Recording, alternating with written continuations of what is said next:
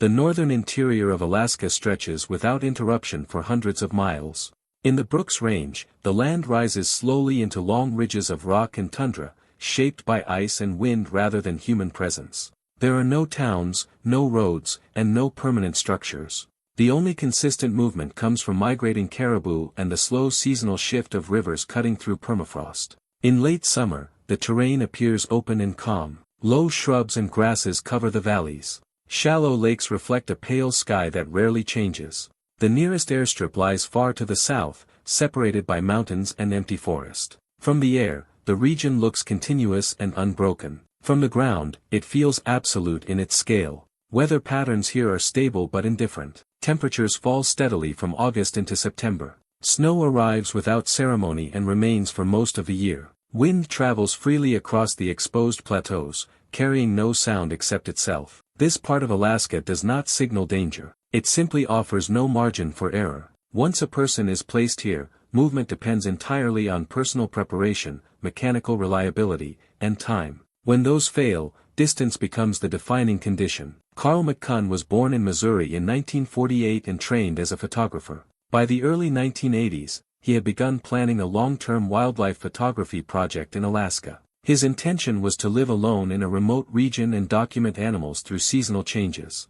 He was not attempting a survival challenge. The project was framed as extended field work, similar to what many naturalists and photographers had done before him. McCunn had some experience in outdoor environments. He had spent time camping and traveling in rural areas, and he understood basic wilderness routines. For the Alaska project, he gathered supplies carefully. Food was packed for several months. Ammunition was included for hunting. A tent, stove, camera equipment, and journals were prepared. The plan was to be dropped by bush plane into a remote area of the Brooks Range, remain there through the fall, and then be collected before winter fully set in. The arrangement was informal. McCunn organized his own transport and did not establish a fixed retrieval contract. He assumed that someone would arrange pickup once his planned stay was complete. There was no radio, no emergency beacon, no scheduled communication. The only record of his presence would be the aircraft that left him behind. On August 21, 1981, a pilot flew McCunn into the interior and landed on a gravel bar along a small river.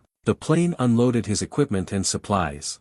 McCunn posed for photographs beside the aircraft. Within minutes, the sound of the engine faded, and the landscape returned to silence. At that point, McCunn was approximately 200 miles from the nearest permanent settlement. He was entirely alone. The location was not marked on any standard travel routes.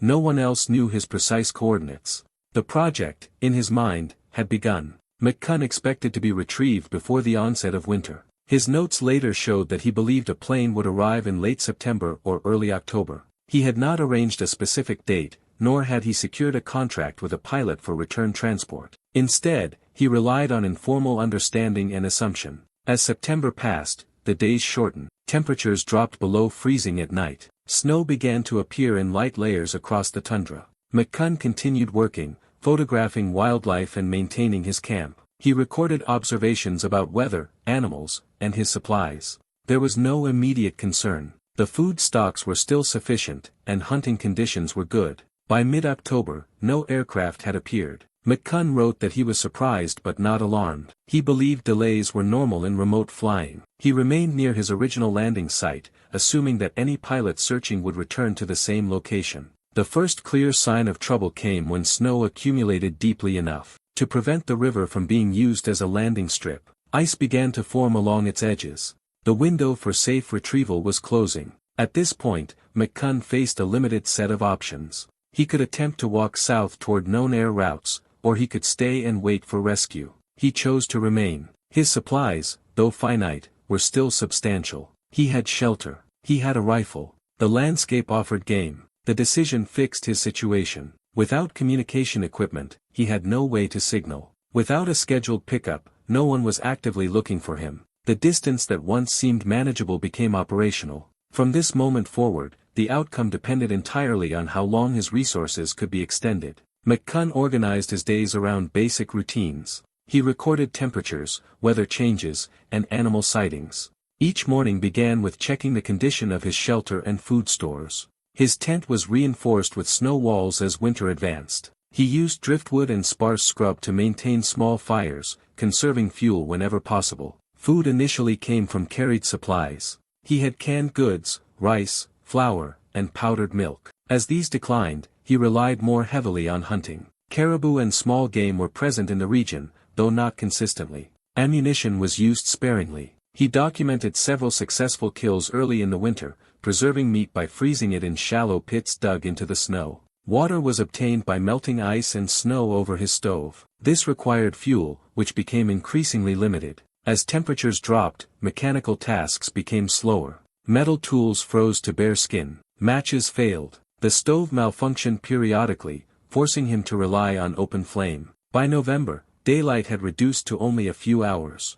McCunn adapted by limiting movement and conserving energy. He described long periods of stillness, interrupted only by essential tasks. He repaired clothing with thread from his gear. He restructured his shelter after snowstorms collapsed part of the tent. Hunting became less reliable. Animal movement decreased in winter, and tracking in deep snow required significant effort. Missed shots were costly. Ammunition dwindled. He recorded growing concern about calories and physical strength. Weight loss became evident in later photographs he took of himself. Mental discipline became part of survival. McCunn maintained his journal methodically. He listed inventory counts. He described plans for rationing. He avoided speculation about rescue and focused on daily tasks. There was no record of panic or emotional breakdown. The tone remained factual. As winter deepened, temperatures dropped below -40 degrees Celsius. Frostbite became a constant risk. Simple actions, such as removing gloves to handle equipment, resulted in immediate numbness. He modified his clothing with layers of animal fur. He spent increasing amounts of time inside the shelter, limiting exposure. At one point, he attempted to construct a signal by arranging equipment in open snowfields.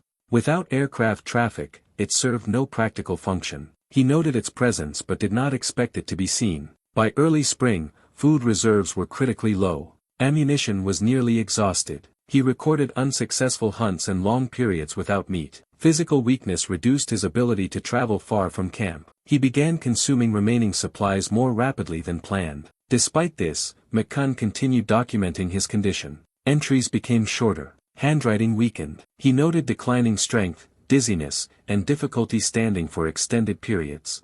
There was no record of attempted long-distance travel. The system he had built, shelter, hunting, rationing, record-keeping, continued functioning until energy itself became the limiting factor. The environment had not changed. His capacity to interact with it had. By late spring of 1982, McCunn's physical condition had deteriorated significantly. His journal entries showed extended gaps between successful hunts. Ammunition was nearly depleted. Traps yielded little. Snowmelt exposed frozen caches, but most stored meat had already been consumed. He recorded symptoms consistent with prolonged starvation. Fatigue became constant. Movement required deliberate effort. He noted difficulty concentrating and increasing sensitivity to cold, even inside his shelter. Simple tasks such as collecting firewood or melting snow took hours. At some point, McCunn acknowledged the absence of any realistic rescue. He wrote that he had made a mistake by not arranging a definite pickup. The tone remained restrained. There was no expression of anger or despair. The statement appeared as a factual assessment rather than a complaint. Attempts to hunt became less frequent. Energy expenditure outweighed potential gain. He remained mostly inside his tent, conserving what little strength remained. His journal entries shortened to brief lines noting temperature and limited activity. The final entries described weakness in standing, blurred vision, and inability to walk far without resting. He noted that he still possessed and used emergency supplies, including flares and food, but lacked the strength to retrieve or use them effectively. These items had been packed in a separate container some distance from his main shelter. The last written line was dated April 30, 1982. After that, there were no further records. McCunn's body was later found inside his sleeping bag, positioned as if he had lain down intentionally. There were no signs of struggle or injury. Death was attributed to starvation and exposure. He had survived alone in the Alaskan interior for over 8 months. No aircraft had passed overhead. No search had been initiated. The isolation was complete. In June 1982, a geological survey team was operating in the Brooks Range, conducting aerial reconnaissance of remote river systems. During a routine flight, a pilot noticed an unusual shape near a gravel bar. The form appeared artificial against the surrounding terrain. The aircraft descended for inspection. On the ground, the team discovered McCunn's campsite. The tent was partially collapsed under accumulated snow and debris. Equipment was scattered but largely intact. Camera gear remained packed. Several exposed caches were visible nearby. Inside the shelter, McCunn's body was found in his sleeping bag. His journal lay close by, preserved by cold temperatures. There were no indications of external injury. Supplies were still present, including flares, emergency rations, and unused ammunition stored in a separate container approximately 100 meters from the main camp. Investigators concluded that McCunn had lost the physical capacity to retrieve or organize these resources in his final weeks. The distance, though short, exceeded his remaining strength. No formal rescue attempt had been recorded because no one knew he was missing. There was no flight plan for retrieval. No scheduled contact had ever been filed. The location was documented and reported. His remains were later transported out of the region. The equipment and campsite were left largely undisturbed, eventually reclaimed by weather and time. The journal ended where his energy did. There were no final statements. Only a sequence of observations that gradually ceased. McCunn's case entered public record as a quiet example of logistical failure rather than extreme misfortune. There had been no accident, no sudden injury, and no unpredictable disaster. The environment functioned exactly as expected. The outcome was determined by planning alone. His story is often described as a survival narrative, but the historical record shows a different structure. McCunn did not lack skill or effort. He documented conditions carefully and adapted to seasonal change. The system he relied on, food, shelter, and isolation, worked until its margins narrowed beyond recovery. The decisive factor was administrative, not environmental. Without a confirmed pickup, no timeline existed. Without communication, no absence could be recognized. His isolation was complete, long before his supplies ended. In the Brooks Range, nothing marks where his camp once stood. Snow levels shift each year. Rivers alter their paths. The gravel bar where he landed is indistinguishable from thousands of others.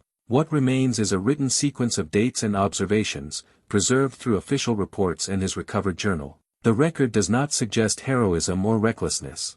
It describes a person who entered a system with missing assumptions and remained within it until energy failed. The landscape did not change. The only variable was human presence, briefly inserted and then removed.